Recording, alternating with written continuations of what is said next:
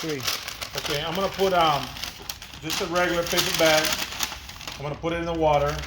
I'm gonna leave it at the same time. I'm gonna leave this one. This one has been in the water for a while. I'm just gonna put this in the water, submerge it, make sure it's in the water. And by the way, this stuff that's in here is because I do a lot of painting on this tank. So I'm gonna leave them both in the water for about an hour.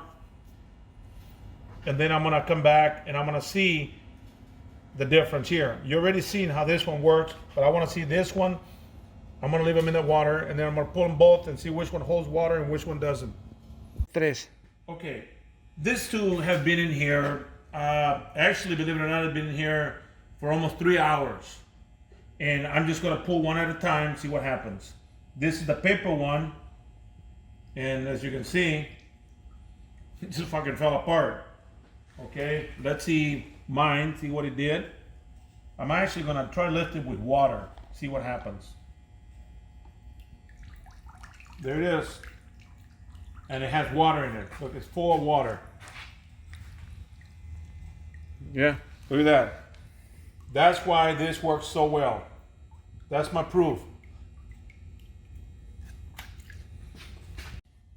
You see, this is why what I'm doing here, I took this here and look at this. It wrinkles up just like paper, just like paper. And look at this.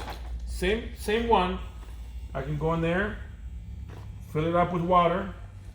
Oops. There it is. Now, when someone tells me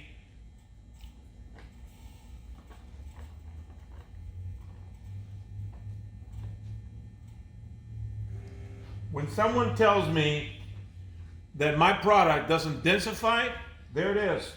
There's my proof of my densification.